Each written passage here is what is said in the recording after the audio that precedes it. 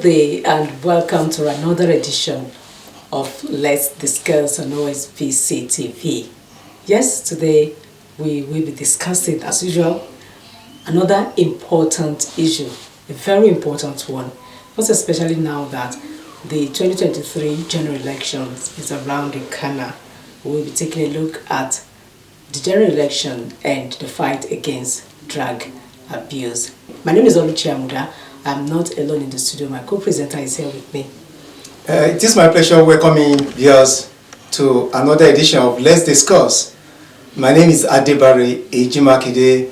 Drug abuse has become a public health menace in Nigeria, as its consequence continue to pose a threat to security of lives and property, as well as to having a peaceful nation.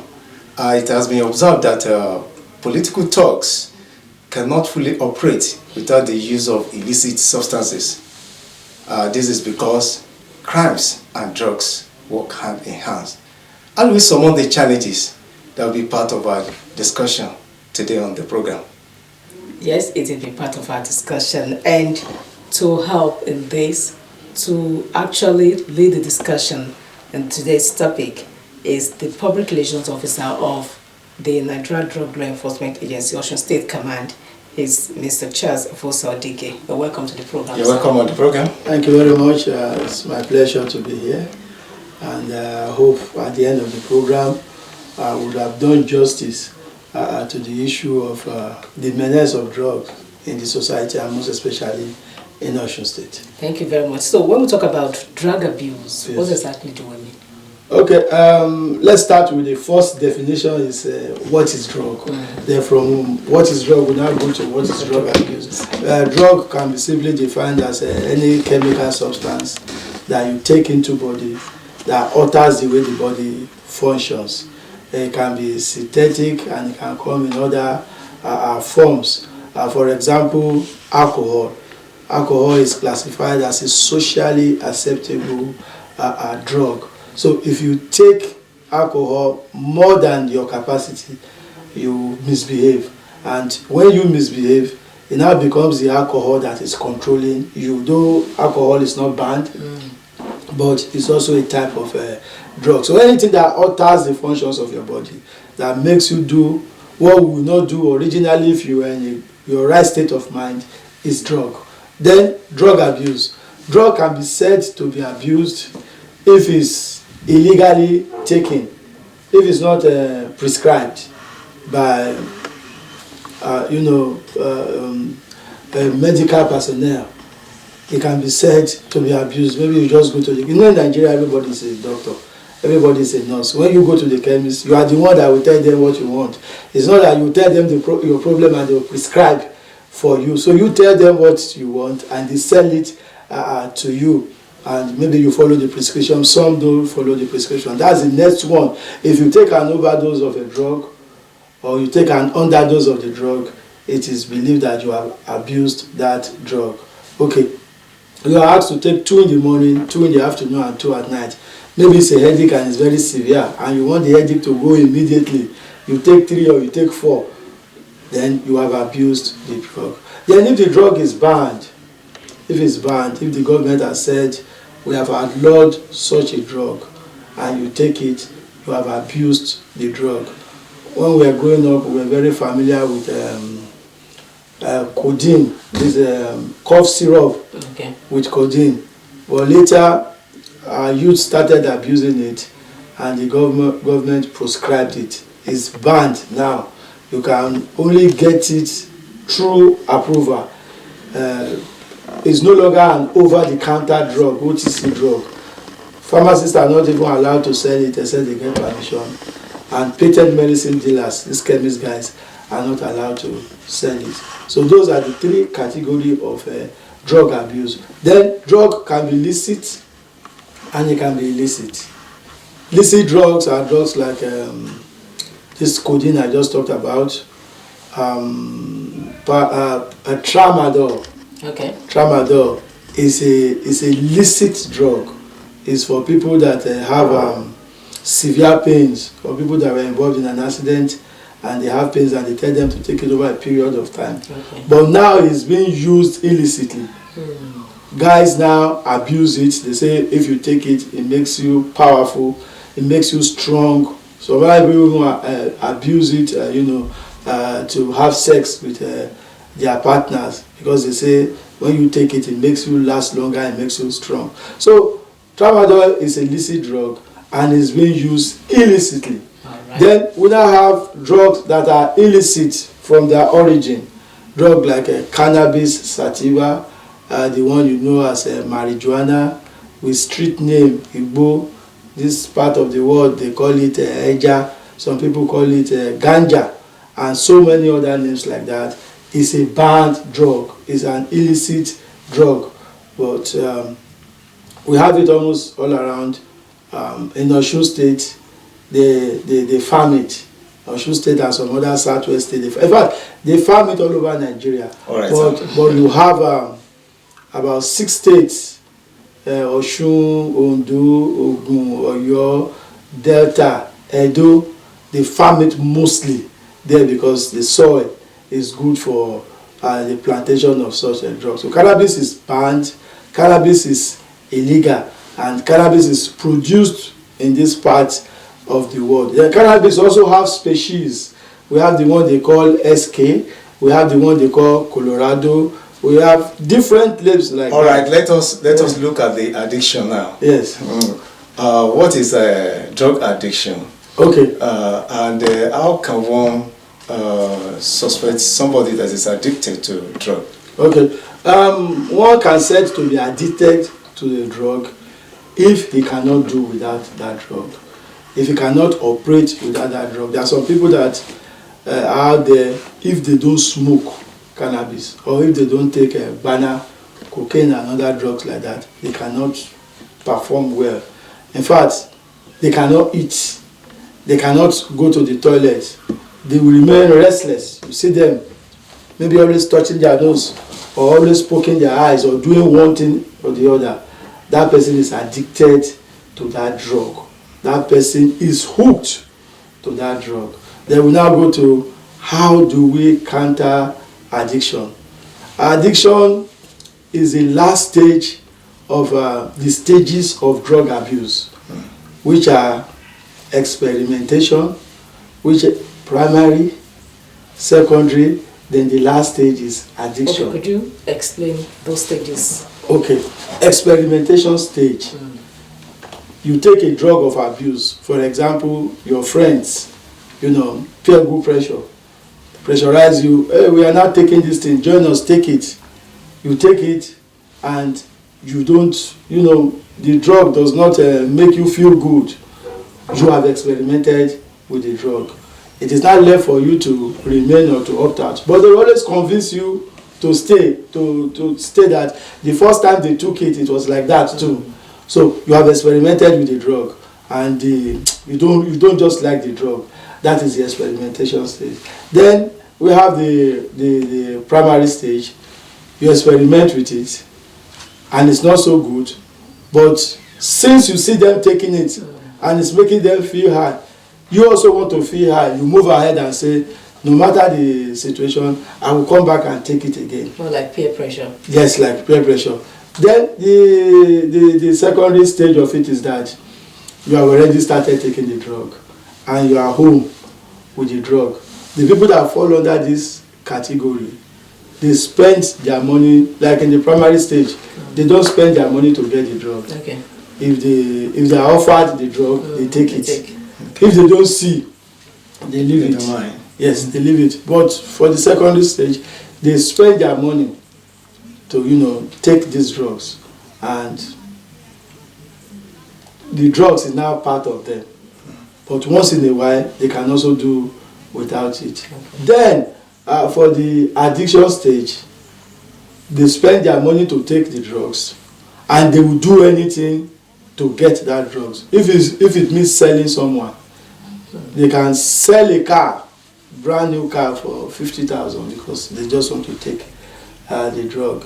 Before I left Anambra, I had an instance where a young boy was just picking things in his father's house, started with the remote control, carried the decoder, sold the television, carried the fridge. Before you know, the deep freezer was gone.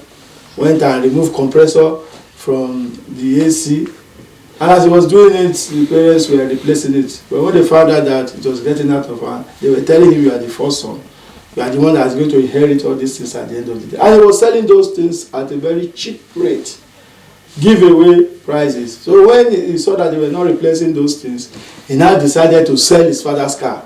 So he tampered with the lock, and the man came and reported. And when we went to pick him, we were asking him, why are you doing all this? He is already addicted to the drug. And for such person, he needs to go to a rehab home for him to come back to life. Okay, so now before we come to that before we talk about rehabilitation and all that, when do you think, or what are the signs that parents should always look out for? Okay. To be able to identify or get catch their kids at the experimental stage. Okay. We always advise parents that are well to do. For example, you are a parent, you have your own house. Father, you have your own house with your wife. You have your own room, and the children are opportune to have their own room. Not parents that are staying in one room apartment or 2 rooms apartment. No, those ones will be able to monitor their children very well. There's nothing you will hide that they will not see, maybe even when mommy is cleaning. But the ones that have the rooms to themselves, we always advise parents to take time and search the rooms of their wards, most especially if they are not at home. Search their bag, raise up their mattresses, check under the bed, check their wardrobe.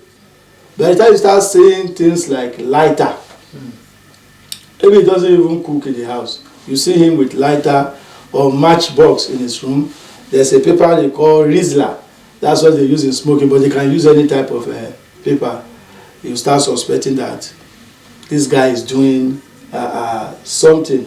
Then we have what we call, they call it turari in Yoruba language. Incense. If your child is burning incense always in the room, that means he's smoking. He's using the odor of the incense to cover up. Yes. Then we have high use of perfume. If it passes you now, after 3 minutes that we would have gone, the perfume will still be smelling here. It's using that perfume to cover the odor of the cannabis he has taken. Then, if you look at his clothes, any clothes he puts on when smoking, we have a dent in it. There will be small hole, very, very little hole. Where does the hole come from? As he's smoking, you know, we have seed inside the cannabis. It's the seed that they plant. So the seed is also inside. So when they put it on and they are smoking, if the seed explodes, it will touch the cloth and it will put small hole there. Then, if your child was very respectful, maybe the boy is the second born or the third born, and he has 2 sisters in front of him, and when they talk to him, he listens to them. They tell him go and do this. He gets to a stage that he doesn't even listen to them again. He wants to take them all. That I'm the man. He starts opening his eyes anyhow. He starts suspecting such a child. Then, if he was doing very well in school, his academics very, very okay, and you find that he's dropping, he's no longer doing well, he's not concentrating on his studies again, then he might actually be doing something. Maybe he's not a member of a cult, and you know most of these cultists, they also smoke. Then again, if it's a person that doesn't eat too much before, just give him light food, he will eat, it's okay. And he starts eating very well, then he has started doing something. If he was eating very well, and he doesn't eat well again, he has started, because you see, the drugs, they work in us differently. It depends on our body system. For some people, it increases their central nervous system. And when it does that, it makes them high. They can destroy things. They can be violent. Those are the people you see outside. When they take it, they rob, they rape, they kidnap. The drug increases their central nervous. There are people that will take it. Immediately they take it, they'll be calm. For those ones, it reduces their central. Even if you slap them, they'll just be looking at you like this. I used to have a cousin then, when we were growing up, he joined the police. He said he wanted to do sports, boxing. So anytime he comes back from training, he will just be boxing us in the house. He will be boxing every one of us. We'll be begging him So we noticed that he has started taking cannabis. But anytime he takes it, he's very, very calm. That is when we beat him. Oh, right. That is why we will not pounce on him. Then another thing you should also watch out for a child. You always find him with dark glasses. Wow. He's not blind. He's not Bob Marley. I don't even know that Bob Marley was using dark glasses. His eyes, they have bloodshot eyes. Okay. So he always uses the dark glasses to cover it so that you won't see those things. Then there are others, you know, for example, I don't know whether you have been in a vehicle before, then NDLEA will stop you on the road and say they want to search the bus. Have you experienced that before? No. Okay, you have your own car. Okay, there are signs we watch out for also there on the road. Okay. For a child that smokes, is okay. 2 fingers initially will be burnt. You find out that it's burnt here. Okay. It's burnt here just at the tip of the finger. As he continues smoking, all the fingers on his right hand will be burnt. Even the 3 that he's not using to smoke. On his left hand, they will be burnt also. Even he's not using the left hand to smoke. Then their toes will also be burnt. Why is that so? Why? That is the mystery of cannabis sativa that we also have found it very difficult to learn. So that is a sign for us. Then the lips will be exceptionally dark, different from every other. I went to a house one day and we picked a boy. The mother was shouting, "Why are you people? We have not even searched. Why are you searching?" I said, "Mama, look at your son, look at him very well. Don't you say that it's different from you people?" And now. It's different from you people. The woman said, "Why? Why are we saying that?" I said, "Check your lips. It will be burnt inside, it will be burnt outside." There are some people that naturally have dark lips, but this one is exceptionally very, very dark. Then you know that those guys have started to. Then we also have what we call identification with the drug culture. This is a child that was very good before. Maybe it's even part of the choir. You see him not going to choir practice again or joining the choir to minister. You see him with a muffler, drug muffler that they will put. You see him now, he's not singing "One Love, Let's Come Together and Feel Alright." You see him, his friends will change. The music he listens to will change. The behavior pattern. The behavior pattern will change. If you see them advertising maybe cigarette on the TV now, and they are rounding up, they say smokers are liable to die, they will abuse them. They wouldn't like anything like a program like this now. If they are watching and they see it, they will quickly take it off. They don't want to hear anything negative about drug. Then lastly, he always lock himself inside the house.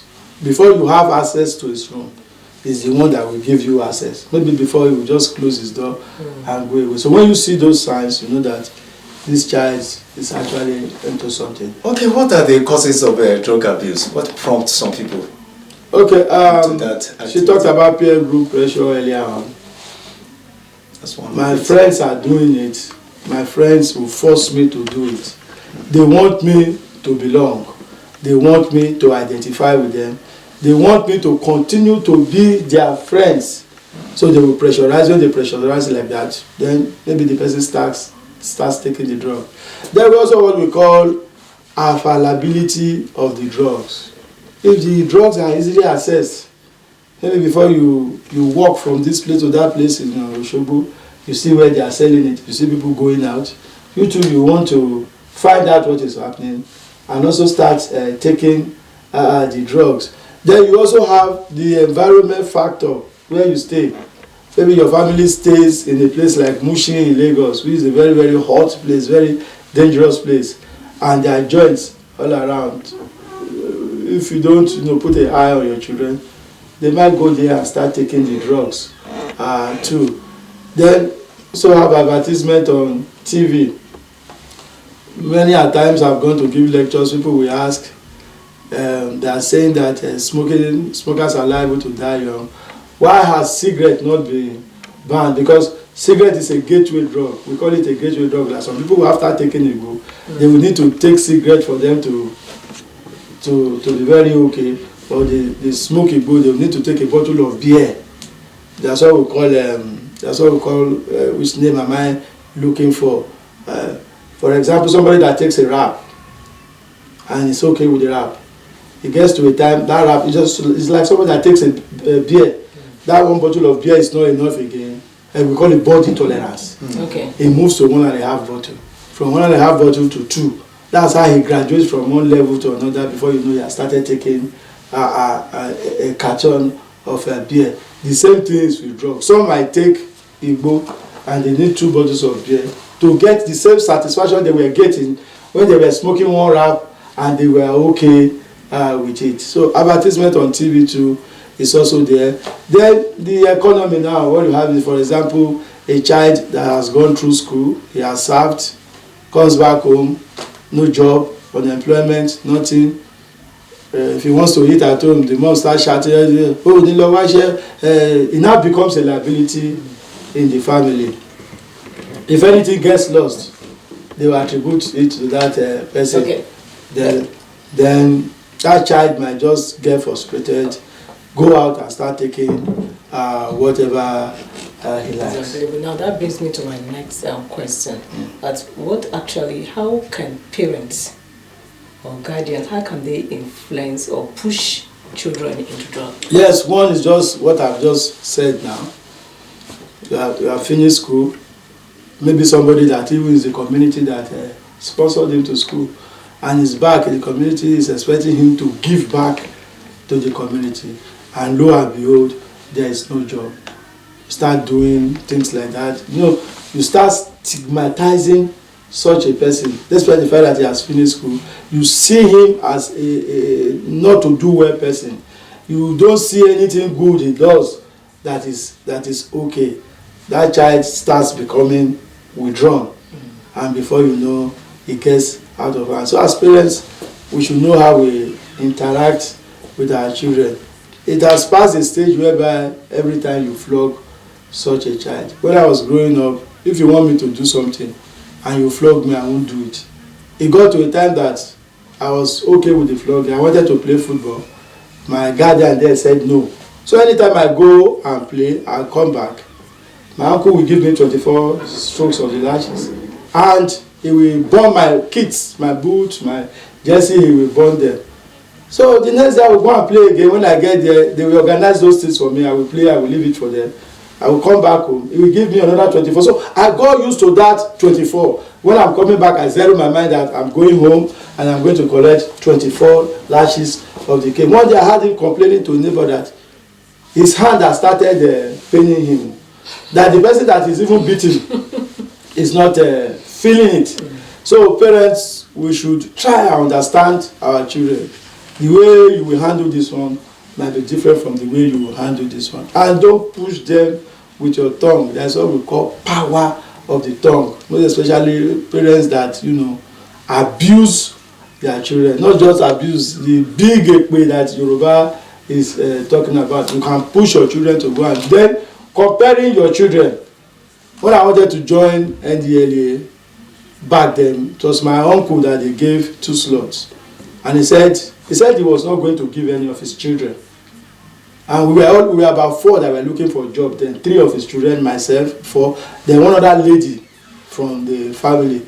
He said he will not give any of his children because he's sure that they will go there and disgrace him, because he's already suspecting that they are taking Igbo.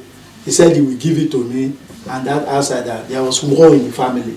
All the other wives came, everybody. I said, why will you not give it to your children, to your son, your own son? He said he won't do that. So this other girl, we had to go for interview. Before we went for interview, they checked our result. So my uncle saw my result. I was seeing C5, C6, C4. When he got the girl's result, it was A1. The least A she got was A3. And he started abusing me. Saying, look at your result. Look at this girl's result. This, that. So we had to go through both oral and written tests at the NDLEA headquarters then in Ikoyi. And overall, I came second. this girl was unable to pass. It was then they now knew that maybe somebody wrote the exam. NDLEA had to go to the school to investigate. He was arrested. Wow. Yes, that was how tough it was then. She was arrested. They went back to the school. At the end of the day, they found out that somebody wrote, because she couldn't even express herself. She couldn't write a sentence. You know, our level of education then was very, very okay. Not what we are having now. Every day I quarrel with my children at home, where they're supposed to use past participle, they will use present tense. Or as I'm coming to your school one day to see your teachers, because a secondary school graduate then can compete with the so-called graduates we have today that just pass through school and the school don't pass through them. So we must know how we talk to our children. We must understand their mood. There are some children that don't like to be flogged. Like I had a colleague here one time. He said he has never beaten any of his children. I said yes. He said if he talks to them, they start crying. So he doesn't beat them. So we have different moods and things like that can push these children out. Then these children too, they want to compare their parents. The moment you are comparing them with people in the neighborhood, look at that one, you finish secondary school together, he's now in the university. That's how they also compare the guy. Daddy, you are driving Volkswagen, and this man is driving Benz. And things like that, and they become rude. So we must watch their mood and all that thing. Don't compare them with anybody. As much as you can give them what they want, give them. It's not as if you pamper them. They cannot get everything. But the one you have and you believe it will not harm them, yes, you give to them. Okay, before we examine the preventive ways, yes. Still on this parental influence, like you just said, a friend of mine once told me that he engaged in cigarette because member of his family do send him to go and buy cigarettes. Yes, that's so he attempted it. Yes. Once. That what is the joy in this thing? Yes. So on his way, he saw one, and he just tried it. Fortunately, he dropped the idea. Is that not possible concerning engaging in drug activity? Very, very possible. What should be the influence of the parents and member of the family? Yes. What influence can they have? Yes. On the very, very great influence. Like a father that smokes at home. Yes, every time he says that his children will also smoke. By the time you finish smoking, you drop it, you say, Junior, go and throw this thing outside. He will go and carry it and also want to experiment with it. Or go and wrap paper and experiment with it. The same thing with beer. You finish drinking the beer, the guy takes the bottle out and try to sip the little ones that are remaining. So there's a Yoruba adage which says, Omo ekun. Ekun no ni ojo. The child we want to also be like the father. And we also have a little bit of this hereditary stuff. Okay. Yes, it's smoking too that affects the child. Maybe it's not the father that smokes. Maybe the grandfather was smoking. When I was growing up, my grandmother was using pipe to take tobacco. Okay. This pipe that they will stock tobacco inside. And anytime she takes it, her mood change. So I think I went out one day to play. I was very young then, and one guy beat me up seriously. I came back home and carried that pipe, stocked it. So grandma, I always read anytime I take it. And when they still beat me more than they have beaten me before because I was not already used to it. So that's also an influence. Maybe the dad does not smoke, but there's somebody in the family that smokes before. And the person, maybe they look at him as a role model. They also want to copy what he's doing. So it's a very, very great influence on the children too. Okay. Then remedies. No, before we go to remedies, let's look at drug abuse and crime. Yes. Nigeria has the largest youth population, and the menace of drug abuse is rampant among the youth. Yeah. We have some parts of the country that are, currently experiencing insurgency, high rate of kidnapping and of other forms of criminalities. What is the relationship between criminalities and drugs? There is no crime without drugs. All crime are drug inclined. Okay. they are drug motivated. Let me give you an example. There was this lady that was kidnapped, and they left him with one of the guys. I think the rest went to town to try to see if they can talk to the girl's parent and get money. They can get their ransom. Okay. And they left the guy with the girl with some drugs. So this guy did not even have any interest in the girl. He doesn't have interest even in food. The food they left for him, he was only interested in that igbo that he was smoking. As one is finishing, he's taking another one. As another one is finishing, he's taking another one. So when the igbo was gradually running out, he called them and told them, say, my food is getting finished too. I want a supply of this drug. They said they will bring it for him. But unfortunately for them, they did not bring it until the one he was smoking. So the third day when he couldn't get anything to smoke, he just looked at it and said, get out, go. So it was that drug that was keeping him all the while. And you know, what are they doing? Kidnapping. Then if you go to some of our parks, you want to join a bus from here to Lagos, it's the Agbero you will see calling Eko or Lagos. You hardly see the driver. The driver is somewhere either taking paraga or smoking. By the time the bus is filled up and they say, okay, let's go, the driver comes on board. You that you are inside, by the time you see the driver, you first get afraid that, is this the person that is going to drive us? Because the way you see his eyes, his smooth, he might even be smelling. You start praying from Osogbo to Lagos because you will not trust his sense of judgment. That's why we always tell these people at the park, they should stop accommodating people that sell drugs. The long and short of it is that they also collect their commission from them. We've sensitized them, we've gone to various parks to talk to them, but no way. And now you have this webby stuff trending. You can send anything from anywhere. Now they send most drugs through webby, through most of these drivers. We have intercepted a lot before. There's one we intercepted in the old garage that turned to a war, that they refused us to come out and they had to start exchanging, it was a serious gun battle that day with them at the old garage. And what we recovered was Colorado. It's a species of cannabis sativa. They can wrap up at 3 or 4 in a sachet. That sachet goes for 150,000. Wow. You see, the foreign drugs, the foreign igbo that comes into Nigeria now are more potent and more expensive. So the one we smoke here is the ordinary one, the one we plant and smoke. So, their own, they mix it with chemical. So how are they finding their way into the country when we have a lot of law enforcement agencies? They come in through different roads now. They are bringing a car, or they are bringing cars into the country in containers. We've recovered some from the engine. Wow. We've recovered some from the tank. Even the spare tire. They will, lace everything with drug and pump it. It will not be too full. Then we have the roof of the car. They can bring it down, line those things there. They come in through with people that bring in freezer and all those stuff where they keep the compressor. You have them there. We call that mode of concealment. Some people conceal it in their hair like this. You see the hair, very bogus. Sometimes somebody did this time.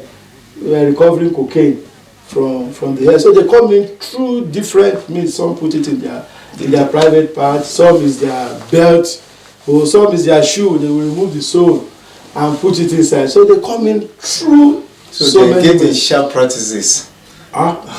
Yes. Yes, that's what you're saying. Yes. And we have been dictating most of this thing, but it's impossible to get all. Then the German government and some other countries now give us sniffer dog. Okay. Yes, they use it at seaports and some of our borders.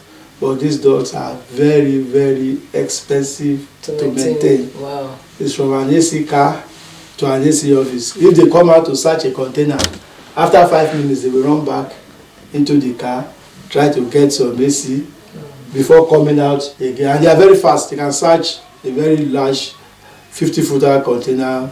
Under 10 minutes they are done. And if there is drug somewhere, they will keep hitting at that place until you are able to bring it out. But the money you use to feed one in a month, I'm sure it will feed my family for 8 months. Can't the country raise its sons and train the sons? Yes, we have no, the dogs, the one they bring most of them in. Okay. But we have officers that goes abroad to train on how to handle the dogs, okay. And they now come back with it. So Nigeria has not started training? No, Nigeria has not started training their own. Okay. We always get aids from other countries like that. Thank you very much, sir. Yeah. Now, the general election is already knocking.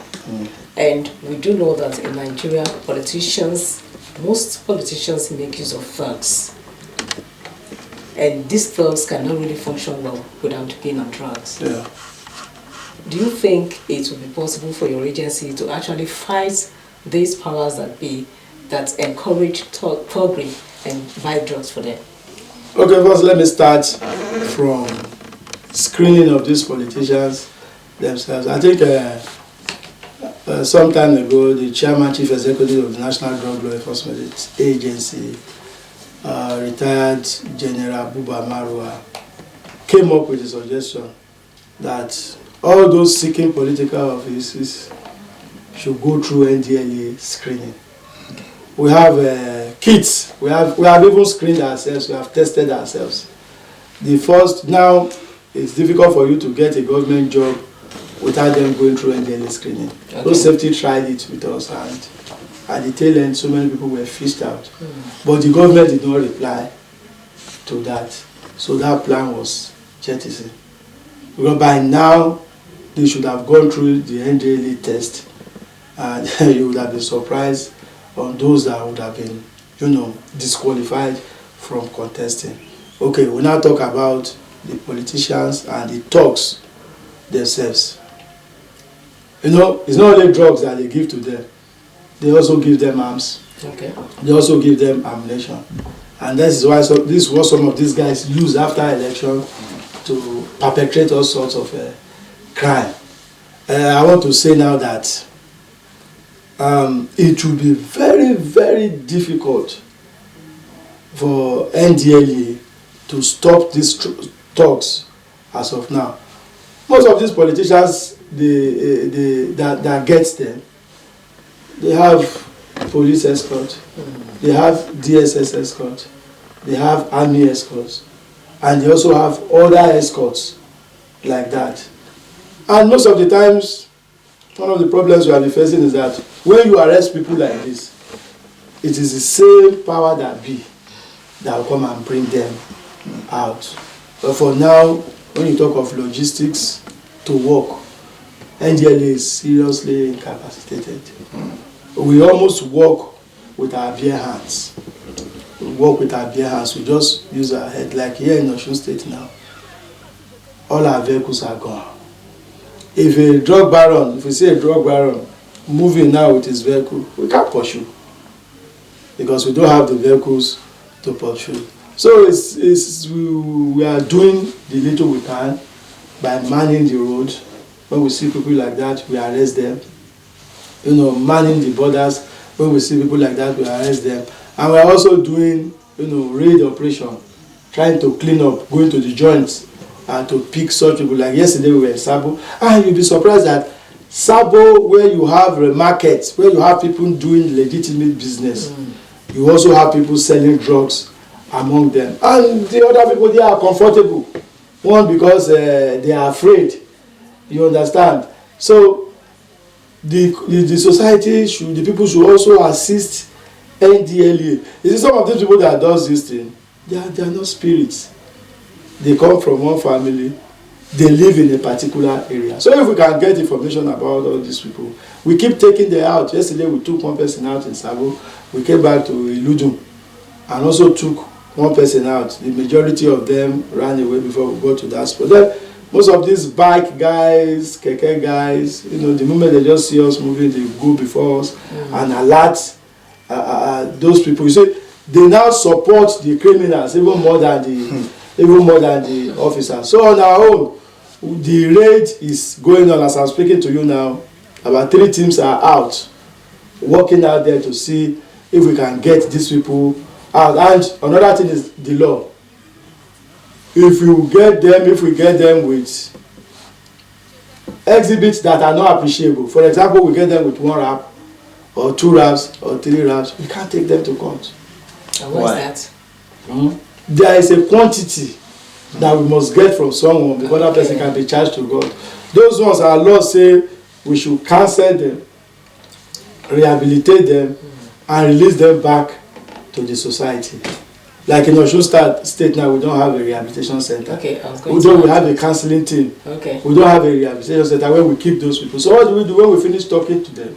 We allow them to go. If you carry such cases to the court, they'll just strike it off. So if you have cases that really needs rehabilitation, how do you handle them since you don't have the center? Okay, what we do now is, like yesterday, I had 2 visitors that came to my office. One of them, an elderly man, was seriously in pain because his son that he sent to school went to OAU. It was in the 4th year that the father knew that he has dropped out of school long time ago, and he was collecting money and going to school, so he was already taking drugs. So they brought him back. The guy is computer literate. They sent him to a computer school. He couldn't cope. He dropped out again because of the drugs. So okay, then I enrolled him in Open University. Same thing. So the man had to come to the office to see whether we can take him on rehabilitation. And what we told him is that we don't have a center here. You don't put those guys in the same cell that you put the criminals that you arrested out there. Okay. Because by the time you join them together, they will come out worse. So we separate them, and when we separate them, other commands that have worked, that we have that center, we interact with them very well. We bring in pastors, we bring in psychologists, we bring in doctors almost on a daily basis to talk to them. And during their leisure time, we play games together, play Ludo, play table tennis, play football with them. And many of them have come out of that place better people in the society. But we don't have such facilities here. So what we do, we refer them to our Ondo State Command Office, where they have a rehabilitation center, or to the Oyo State Command Office where they have a... And if the case is on the high side, there's a psychiatric hospital in Ogbomoso that we also refer them to. So their parents will take them there, and they will take care of them, yes. Okay, so you opt for counseling clinics in place of rehabs. Yes. For now. Yes. Because of the challenges. Yes. So we have a number here that I wrote. Drug demand. We have your number. Drug demand reduction unit. Okay. Now, for example, your child has an issue, or your ward or somebody you know has an issue. That issue. And you don't want to. The person don't want to come out. Can call that line. The counselor will speak. You can call the line. The counselor will speak with the person. Okay. You don't need to be afraid. Nobody's coming to arrest you over the phone. Maybe you can't sleep, and you must have to take maybe one sleepy taps or the other for you to sleep. You call on this line 0809 300 4235. I take it again. 0809 yes 300 42 35. That's our drug demand reduction unit. You hear a very sweet voice at the other side talking to you. And we also have what we call information lines, because many a time people complain that if they give us information, we arrest the person. We'll go back and tell the person that it's Mr. Lagbaja that gave information. But for these lines, you don't have to tell us your name. Okay. You don't have to tell us where you are calling from. You just give us the information that you are suspected that so thing is happening somewhere. Then we go in and check for ourselves. 091 68 11 77 00. That's the NDLEA information line 1. 091 6811 7700. Then the other one is 070 8428 4860. 070 8428 4860. You can pass your information. We've been having calls like that. One hindrance that we're having with this number is that we need to have our billboards in all the senatorial district with these numbers there. We did something like this in Anambra, and it really worked for us. We put a billboard there, big one, so people will see it they call us easily. And so are you planning of doing that too in Osun here? Yes, it's already in the pipeline. It's just a finance that is the bane for now. And when we come to programs like this, we always drop the lines to, like I have one of the number with me. I left it in the vehicle, the phone. Okay. So you can call us any time of the day. In fact, most good and better information comes at night. All right, sir. Yes. Thank you. Now, let's look at the fight against this menace. Yeah. Like you have just told us some of the challenges the agency is facing in combating this menace, the drug abuse. Ahead of the 2023 polls, what's your agency doing to make sure that that election is free and fair and devoid of drug-related activities? Okay. So that to not mar the election. We are ready on it. And it's not possible for your agency to organize a forum whereby some political stakeholders will be communicated. I mean, will be informed. Yes. We seek their support, cooperation, so that they will discourage supporting or influencing these drug activities. Yes, with the aid and assistance of the Voice of the Southwest, OSBC, such can be organized. We are making other preparations to go out and also, let people know the implication of all these things when they go out. Well, it will be very difficult to snatch ballot boxes now, because presently, as I'm speaking to you, INEC organized a program for security agencies. They started last week. The first set were there from Friday to Monday. Okay. Of all the security agencies that will be involved in the election, they are teaching them the guidelines and what is expected of the security agencies. And presently now, 3 is going on. One at Elisha Senatorial District, another one at Iwu Senatorial District, and Osogbo Senatorial District. The one of Osogbo, they are meeting at Laro Grammar School opposite the government lodge there. And we on our own, we are also putting so many things into places, getting our gadgets ready. We are expecting more test kits so that we'll be able to test as much people as possible before the election. We are also part of the election security team because something happened during the last governorship election when our officers, went somewhere to monitor the election. And people started shouting and asking, what concern NDLEA concern election. We had to tell them that, we are part of the election security. So we are doing our best. Normally, what we like is that we don't like our officers being posted to polling booths. Okay. Those that are posted to polling booths are not allowed to carry a rifle. If you must carry a rifle, you must be about 500 or 6 kilometers away from the polling booth. There was one election here in this state that they posted all our officers to Ikire, Ishokan, Apomo, all those areas. And those areas are where we have cannabis sativa farms with a lot of enemies in that area. So we couldn't work there because they're seeing us. So many people even refuse to come out to vote. Because they need to protect themselves. Yes, and they know what they have in their homes. So we now spoke to INEC. So what we do monitoring. Okay. We move from one place to the other, one place to the other, and we also have a team on standby at the police headquarters. Anywhere we are needed, we go in there to squash whatever is happening. Okay. Yeah. Now, when you rehabilitate someone who has been a drug addict for years, now what are the things, what are the options? Because most of the time you discover that because they want to do something, they take drugs. And if you don't want them to take drugs again, you have to give them better options. So what are the options available?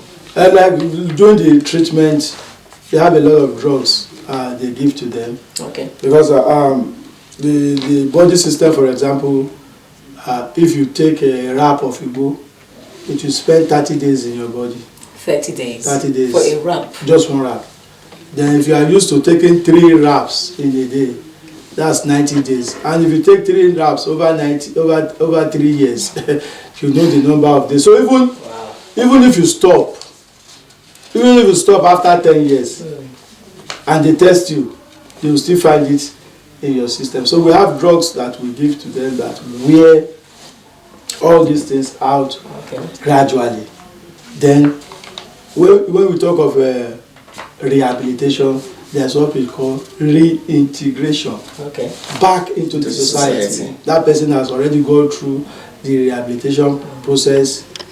For such a person, he must have also learned 1 or 2 skills while with us. That's the places we have rehabilitation. They learn skills too. All right. They learn skills too. So we expect, what we usually do is that for some of these guys, their parents will have written them off. So we also talk to their parents too. This guy is coming back a new person. In quote, let me use one again.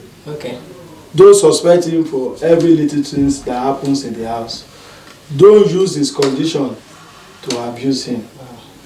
And if it is better, it's good for him to leave that particular vicinity and go to somewhere else. But because the people he was doing those things with are still there. When he comes back, they will still want to pressurize him to go back to it.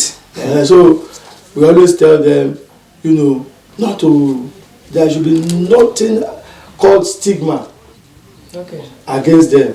They should give them a new beginning, a new chance, a new opportunity, because they are better people now.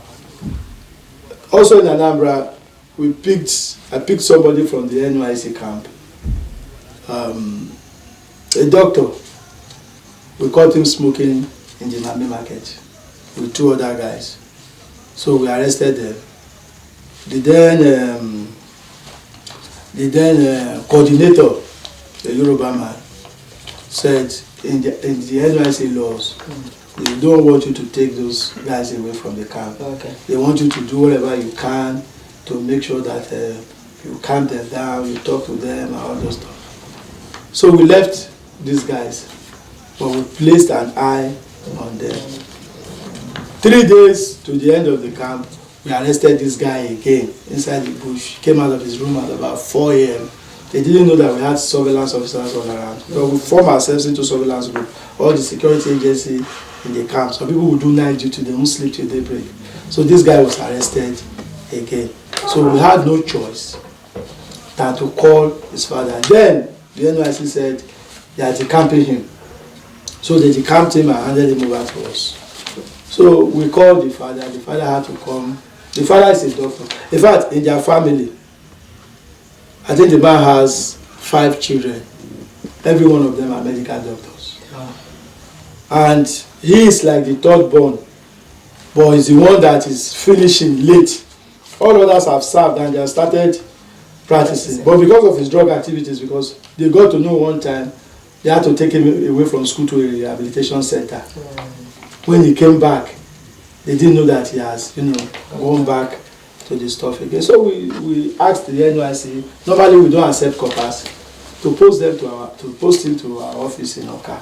The other 2 we arrested with the first time. We found out that they have changed, but we still asked them to post them to their CDS. Should be the NDLEA NYC drug-free club. We have a drug-free club where we work together with the NYC. So when this guy came, he had to report to the office every morning. We took him around some things and other stuff. And, all he was saying is that there's a devil in him that pushes him to go and smoke. Yeah, we say we know that drugs has a spirit that's behind it.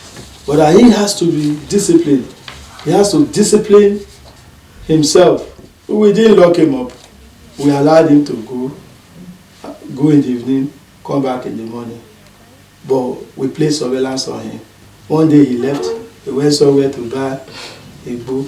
As he bought the book, he entered a keke. Our guys intercepted the keke and arrested him with him and brought him to the office. The father came and started crying. The senior lecturer at Unizik there in Okay. It took us close to 6 months before we could get this back to the society. Wow. And immediately he came out, he got a very good job in Port Harcourt as one of their senior doctors, senior medical practitioners, a company, and he left. From time to time, we were calling him.